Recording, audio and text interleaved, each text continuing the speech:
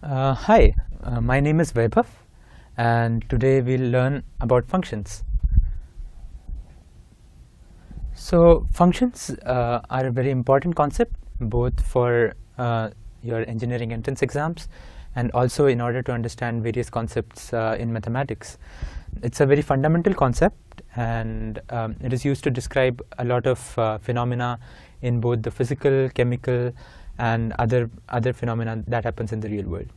So, and also a lot of chapters that you will learn further on, such as like limits, derivatives, continuity, and like be it any other chapter in mathematics, knowing functions is very important.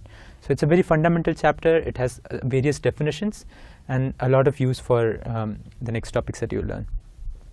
So we'll start with an intuitive definition of functions, something which we'll try to understand using examples, and then we'll try to go into a more mathematically precise definition. So functions are used to describe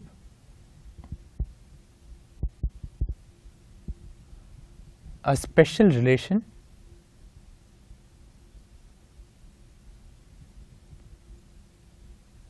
between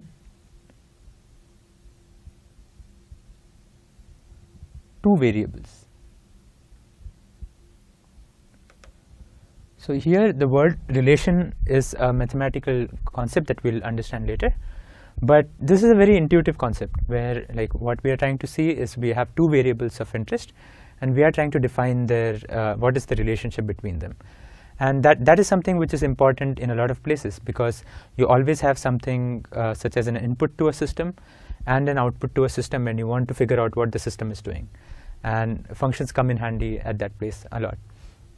So this is a very intuitive sort of description of functions, and in order to define it for our use, we like mathematicians use different types of descriptors for functions, and typically functions are described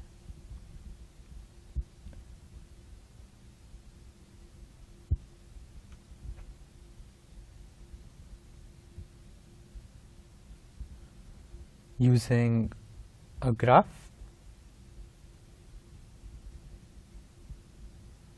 a rule, or an equation.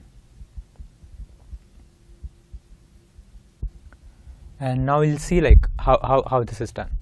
So like when you have two variables, either you can draw a graph, draw a plot to show how they are related, or you can have a very intuitive rule which you can very easily describe, or at times, like as we'll see in more and more, we'll be using equations to describe a function. So let's begin with a very simple example. We'll take a life of a typical student who's studying for an exam and going to school, and we want to figure out how his or her day goes. So let's call that student Sonu, and we want to find out how Sonu's day went, and the variable that we are interested in is how far Sonu is from home. So variable 1 that we'll select is time, and variable 2 will be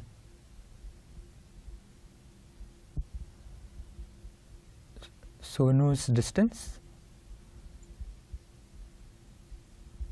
from home.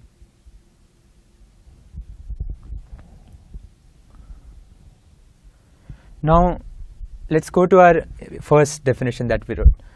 So first description for function is a special relation between two variables, and here what we have are two variables of interest. One is time of the day and how far Sonu is from his home. So let's try to make a plot for like a typical day. I'll try to remember how my school days were and try to make a plot based on that. So I'll just divide. So on x-axis, I'll draw time of day, and on y-axis, I'll draw distance from home.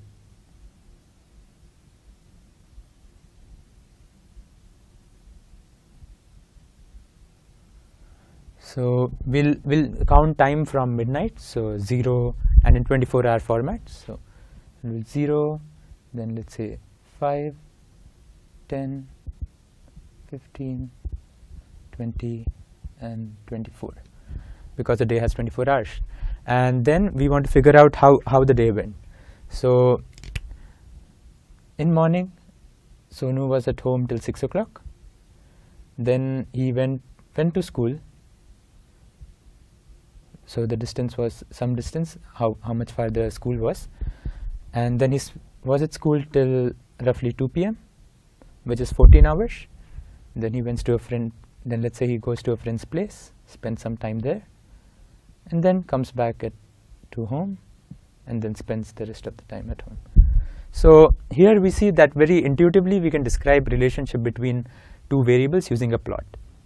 And this plot essentially is describing a function of where Sonu is throughout the day, like how far Sonu is from his home throughout the day with respect to the time of the day.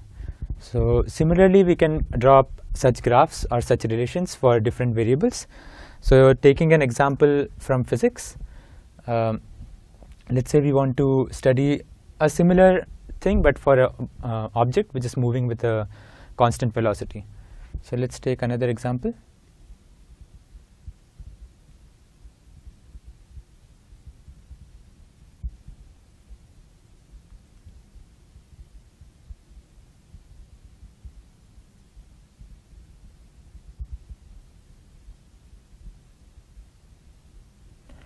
And if we want to draw a plot of the distance of this object from the starting point, it will be something very similar to this. The nature of the graph will be different, but essentially we are plotting similar things. So again, variable 1 will be time, and variable 2 will be distance from start. And we know if an object is moving with a constant velocity, it can be described by an equation, which is, let's say we describe variable 2 using the variable d, and this is described by t. So d will be equal to, and let's say the speed is 1, which is given. So 1 times t, where t is in hours. So now this is an example where we describe the function with an equation. So we saw that a function can be described by a graph, a rule. So at first the rule was where you are from home, or it could be a rule like object moving with constant speed. And then at times we also use equations, and they are interchangeable. So here we can write this rule as an equation and this equation as a graph. So let me try to draw a straight line, and this is how the distance varies with time. So these are some examples of functions which occur in like day-to-day activities, and in these examples we see that the function's input is the variable 1 was always time in both of these examples, but that doesn't have to be the case. Functions can have different notions of variable 1 and variable 2 depending on the application. Another interesting way to look at functions is as an input-output relation. So here in the examples that we studied, we had two variables, and we can also think of them as a relation between input function, which goes through a function, and outcomes output. So in example 1,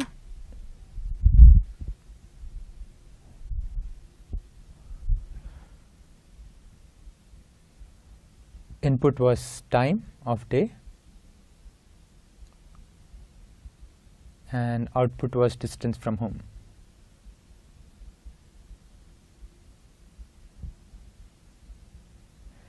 Similarly, in example 2, the input was time in hours and output was distance from starting location.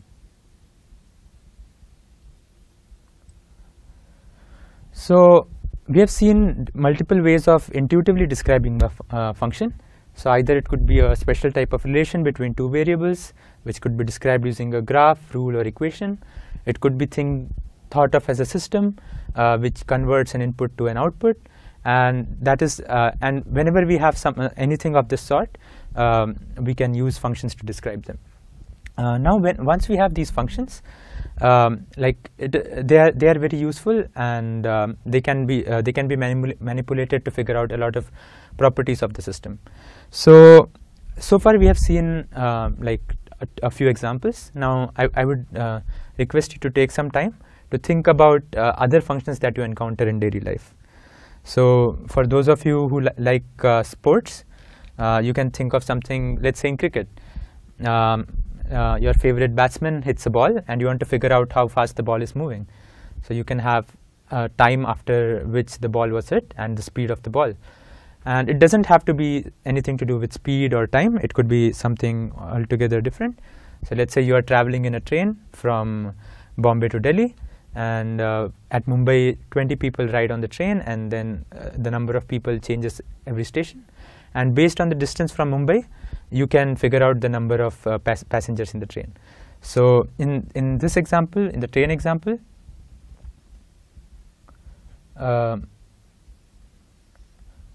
so distance is the input variable, or variable 1, distance from start, and output variable is number of passengers.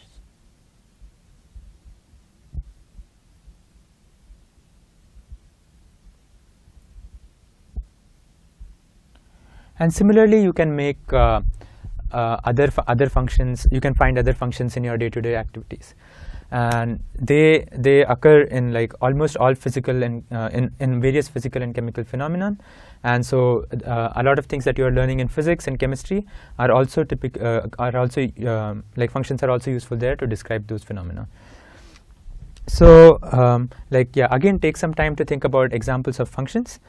And also one thing that is very important to see here is what makes variable 1 go on the x-axis and variable y go on the y. So is it possible to flip time and distance from home in this graph? So think about why variable 1 is on x-axis and variable 2 is on y-axis. One reason you could think of is variable 1 is sort of input and variable 2 is output. But there are other reasons, as we'll see as we go ahead. So this was a very intuitive definition of functions. Now let's try to see it from a mathematically precise perspective. So for that, we'll go back to our original statement that functions are used to describe a special relation between two variables.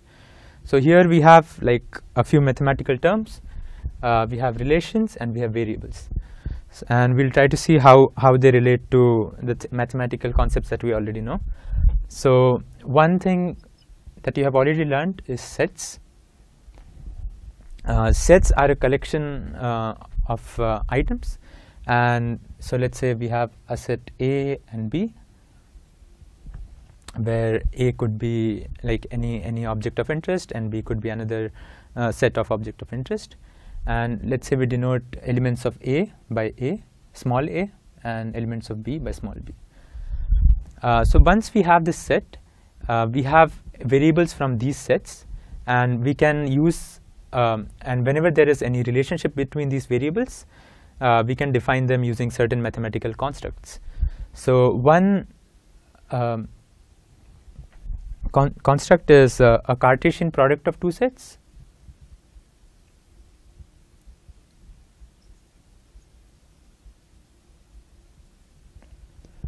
So a Cartesian product of two sets A, B is given by A cross B and includes all the elements A comma B.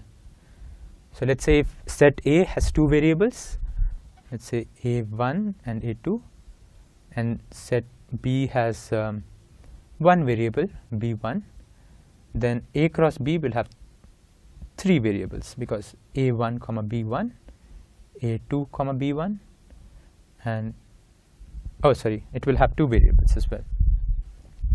But if set B had another variable B2, then the additional variables will be 4. So A1 comma B1 B2 and A2 comma B2. So Cartesian product of two sets essentially includes number of elements from set A multiplied by number of elements from set B, and this is a very big set, and a relation is defined as a subset of the Cartesian product. So let's say for some reason you are only interested in a subset of this Cartesian product set. We let's say call it by R. So this R, let's say, has A1 comma B1 and A2 comma B2, and so this is any subset of the Cartesian product is a relation. So now we have defined some of the quantities that we needed to know in order to sort of understand our intuitive definition of functions. And now that we have defined like the important concepts that we need to define our precise definition of functions, we'll see in the next lecture how we combine sets, Cartesian products, and relations, specifically relations, to figure out what is special about functions.